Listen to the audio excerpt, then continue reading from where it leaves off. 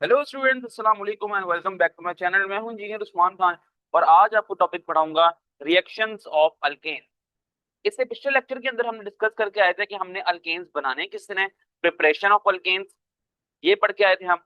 और आज हम पढ़ेंगे जो अल्केन्स हमने तैयार किए थे ना पिछले लेक्चर के अंदर, उन्हीं अल्केन्स को आगे फर्दर किसी और कंपाउंड के साथ रिएक्ट करवाएंगे और रिएक्ट करवा के उन्हीं अल्केन्स में से नई प्रोडक्ट बनाएंगे। तो इसको हम कहते हैं इंपॉर्टेंट रिएक्शंस ऑफ अल्केन।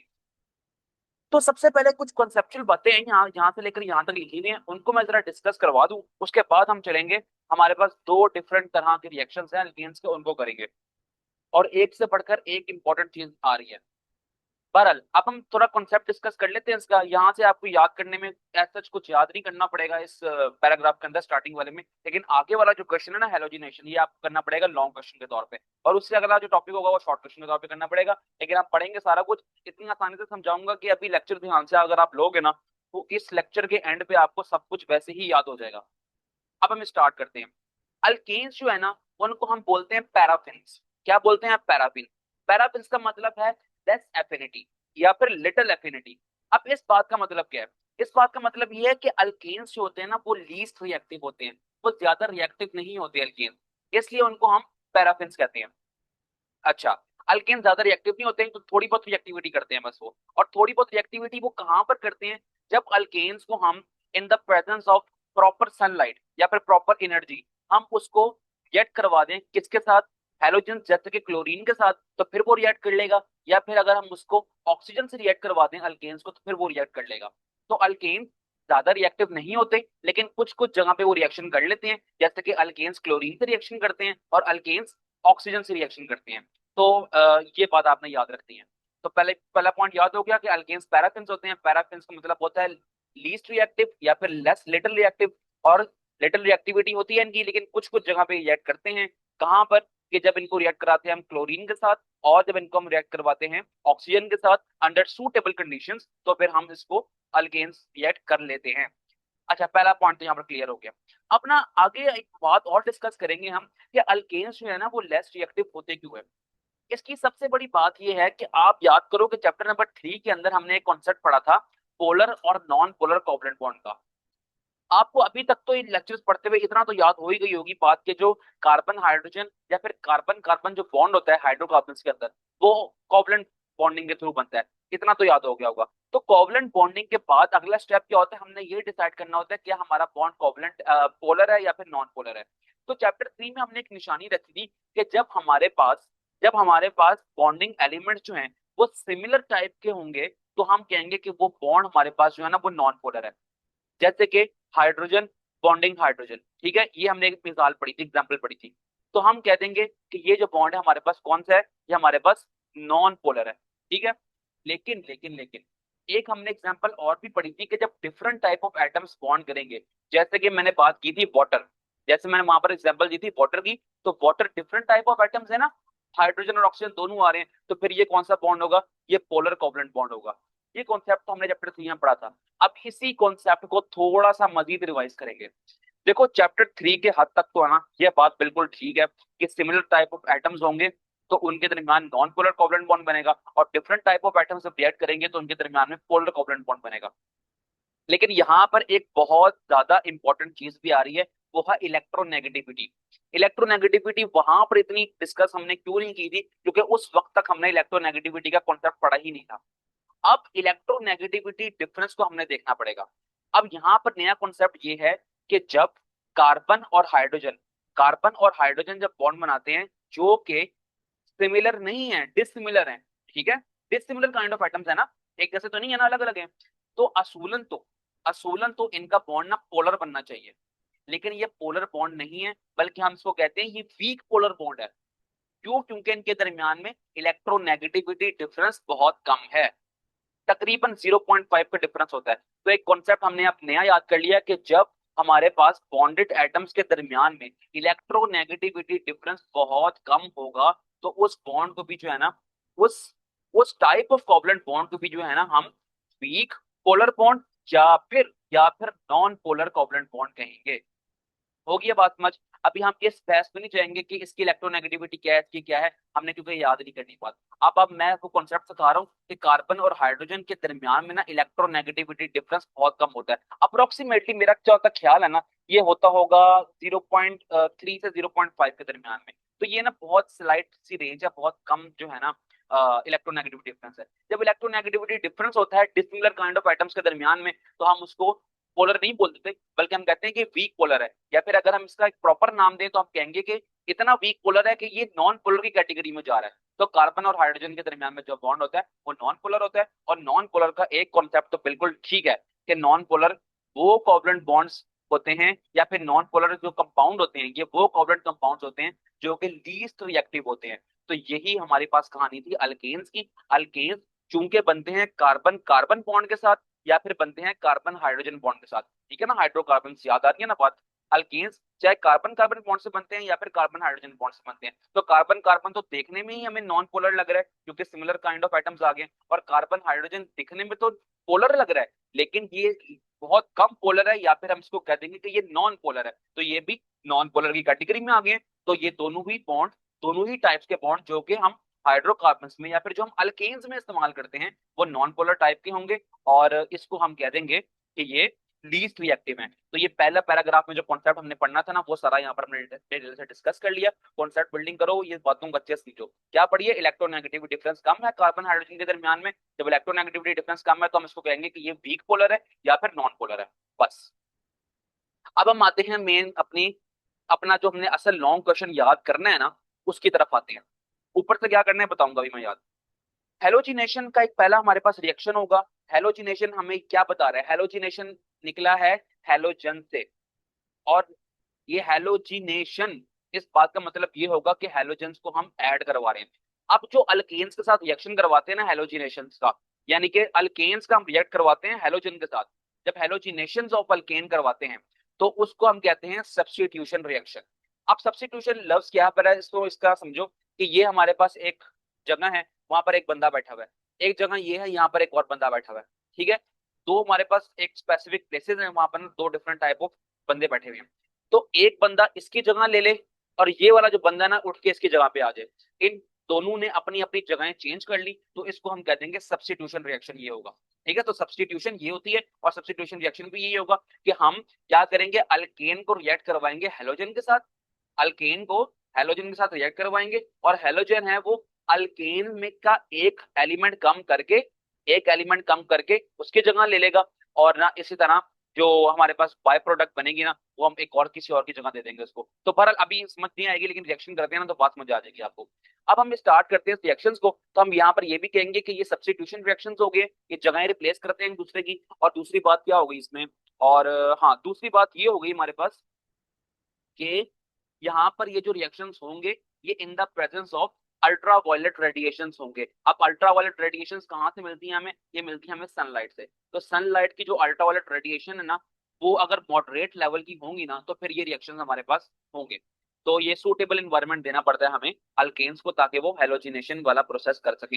अब देखो ये हमारे पास पहला अल्केन है, यानी कि अल्केन का पहला मेंबर है जिसका नाम है मीथेन। मीथेन रिएक्ट कर रहे हैं हेलोजन के साथ। हेलोजन याद है ना, फ्लोरीन क्लोरीन ब्रोमीन आयोडीन। तो ये क्लोरीन हेलोजन ही तो है। तो CH4 प्लस Cl2। अब ये Cl2 क्यों है, क्योंकि Cl अकेला कभी भी नहीं रह सकता और Cl2 की फॉर्म में रह सकता है। चैप्टर नंबर 9 में डिस्कस किया था मैंने कि ये जो हेलोजेंस होते हैं ये रहते हैं किस फॉर्म में, ये डायटोमिक फॉर्म में, यानी कि दो आइटम्स की फॉर्म में रहते हैं। तो ये Cl2 इसलिए यहाँ पर आया। ठीक हो गई ना बात यहाँ पर। अब ये जो Hv है ना ये फोटोन को रिप्लेस कर रहा है। अब फोटोन से परेशान नहीं हो जाना, फोटोन एनर्जी का वेव पैकेट ही होता है, यानी कि आप समझ लो कि ये अल्ट्रा वायलेट रेडिएशंस को ही ये रिप्रेजेंट कर रहा है। आगे हम चलते हैं, यहाँ पर आप देखो ये CH4 है ना ये कन्वर्ट हो जाएगा अब CH3 के अंदर। बिल्कुल CH3 में कन्वर्ट हो गया। तो CH4 के अंदर से हमने क्या किया, तो CH3 आया। आप कहोगे कि हमने एक हाइड्रोजन निकाल दिया इसके अंदर से। जब हमने एक हाइड्रोजन निकाल दिया तो क्लोरीन आके इसकी जगह ले लेगा। अब ये बन जाएगा CH3 और Cl। अब याद करो यहाँ से एक हाइड्रोजन निकाला था ना हमने, एक हाइड्रोजन ये वाला और क्लोरीन एक ये रह गया, तो यहाँ पर ये HCl बना देगा। आ गई बात समझ। यहाँ तक हमने ये डिस्कस किया है कि जब हमारा अल्केन को हम किसी हेलोजन से रिएक्ट करवाएंगे इन the presence of ultraviolet radiation तो हमारे पास एक हाइड्रोजन निकल जाएगा और यहाँ से एक क्लोरीन इस हाइड्रोजन की जगह आके सब्स्टिट्यूट कर लेगा, तो ये CH3 और Cl बन जाएगा। और जो दो में से एक आ गया था ना CH4 के पास, तो यहाँ से ये एक क्लोरीन ये रह गया, और यहाँ CH4 में से एक हाइड्रोजन निकला था, एक हाइड्रोजन ये रह गया, हाइड्रोजन ये वाला और क्लोरीन ये वाला, तो ये HCl बन के ये HCl इन्होंने एक एसिड बना। तो ये पहला जो कंपाउंड बना ना हमारे पास CH3Cl, इसको हम बोलते हैं क्लोरोमीथेन।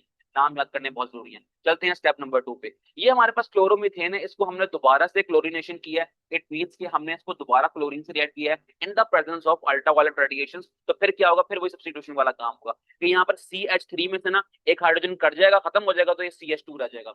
और यहाँ पर Cl तो पहले से ही है, और दो Cl में से एक Cl और इसके पास आ जाएगा, तो यहाँ पर क्या रहेगा CH2 और Cl2।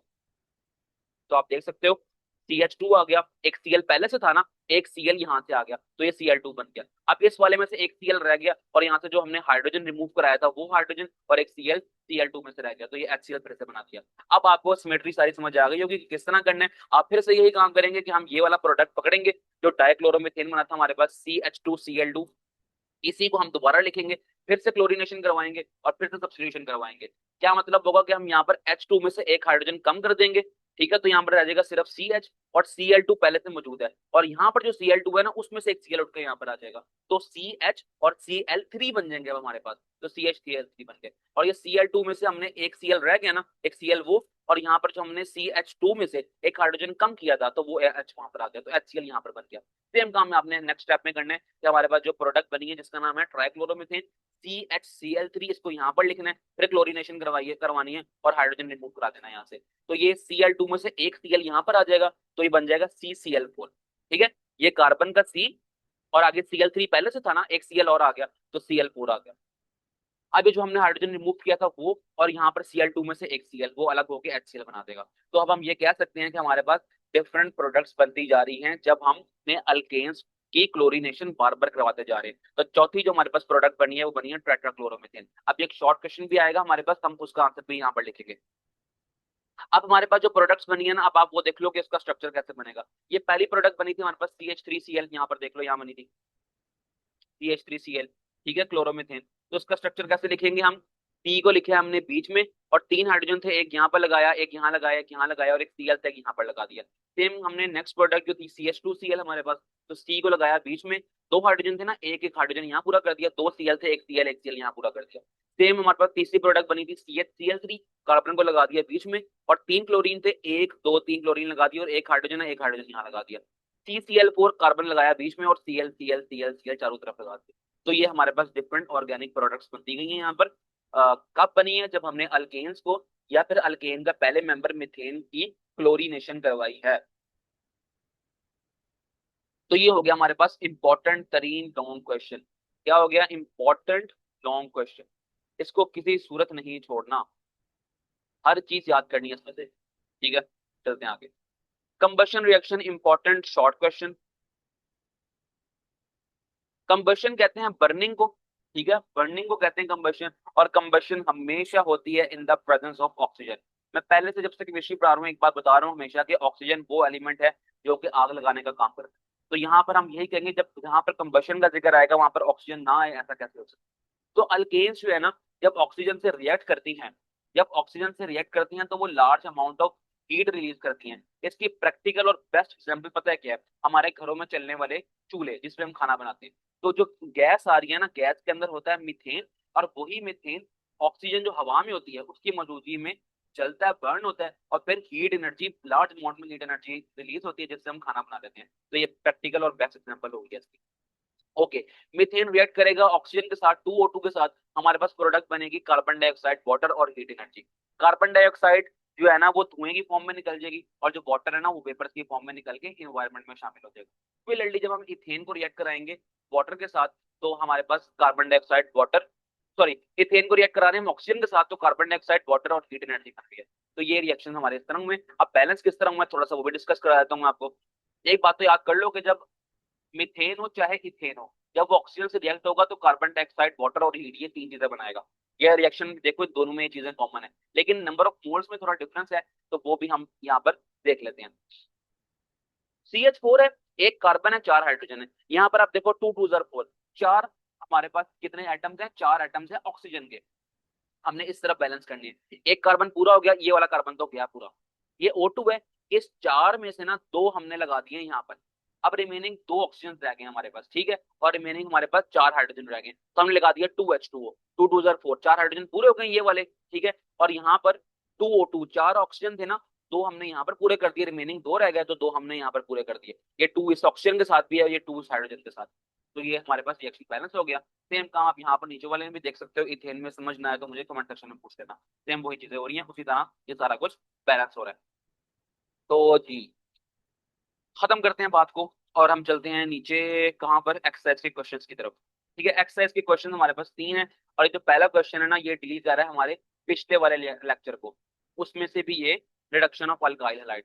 Reduction of alkyl halide अगर आप पढ़ रहे थे ना, तो अगर आपको कुछ समझ नहीं आया तो एक बात मेरी याद कर लो कि यहाँ पर ना बुक से शायद थोड़ी सी गलती हुई है, या फिर क्या हुआ, यहाँ पर ना HCl ना 2 मोल्स ऑफ HCl आने थे, ठीक है, यहाँ पर 2 HCl आने थे, तो यहाँ पर उन्होंने जस्ट एक लगाया, तो यहाँ पर 2 लगा लो आप जस्ट, ठीक है, यहाँ पर फिर आपको रिएक्शन समझ में आ जाएगा।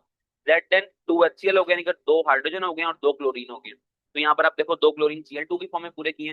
लेट देन एक था तो यहाँ पूरा कर लिया, आप दो हाइड्रोजन थे, वो दोनों हाइड्रोजन यहाँ पर आ गए। तो ये आपको अगर याद, पिछली बार लेक्चर लिया था तो ये पॉइंट शायद मेरे से मिस हो गया था, तो अगर अगर मसला था उस टाइम, तो आप ये नेक्स्ट लेक्चर सुन लोगे तो आपको ये बात क्लियर हो जाएगी। अब हम चलते हैं पहले क्वेश्चन की तरफ, जो कि पिछले लेक्चर से रिलेटेड था, क्वेश्चन नंबर 2। अभी अभी हमने कंबशन रिएक्शन पढ़ा है, उससे रिलेटेड था।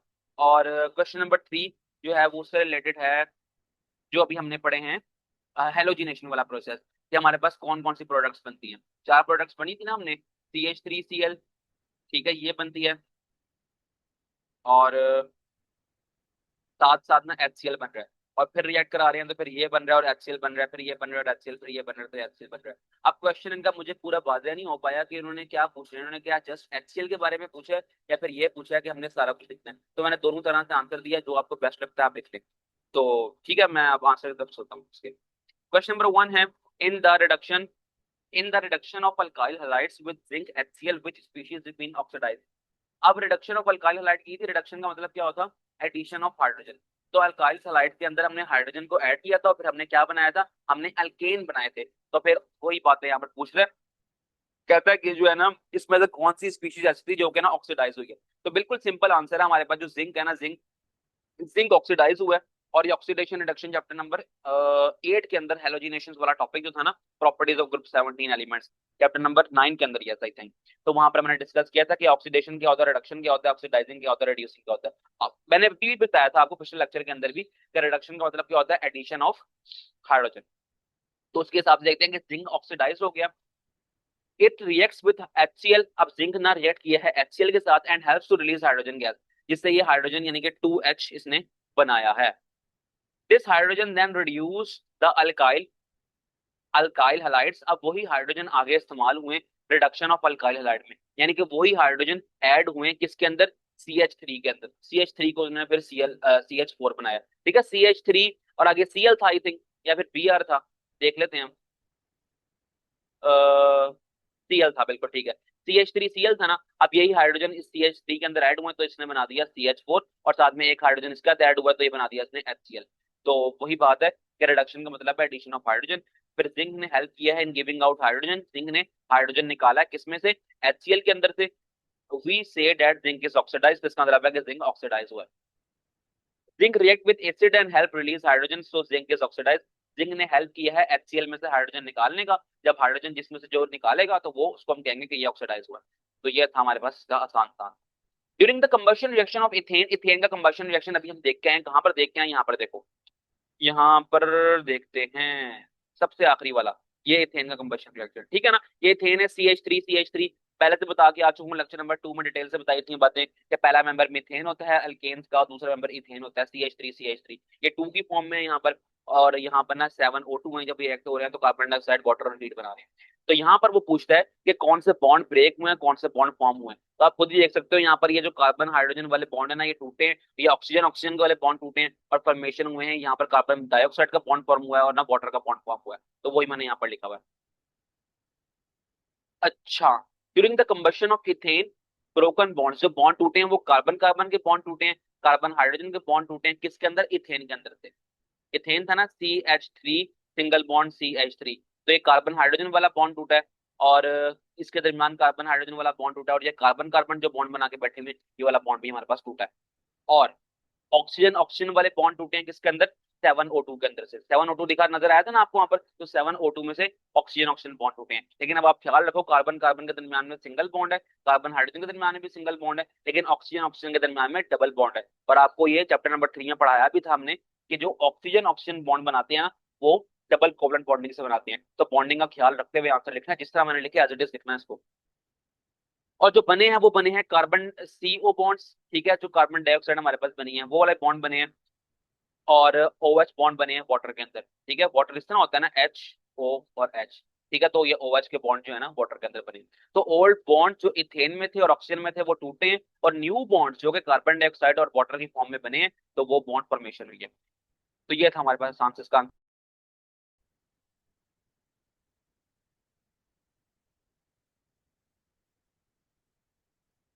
आखिरी क्वेश्चन हमारा है, what product other than CH3Cl are formed when methane reacts with chlorine gas.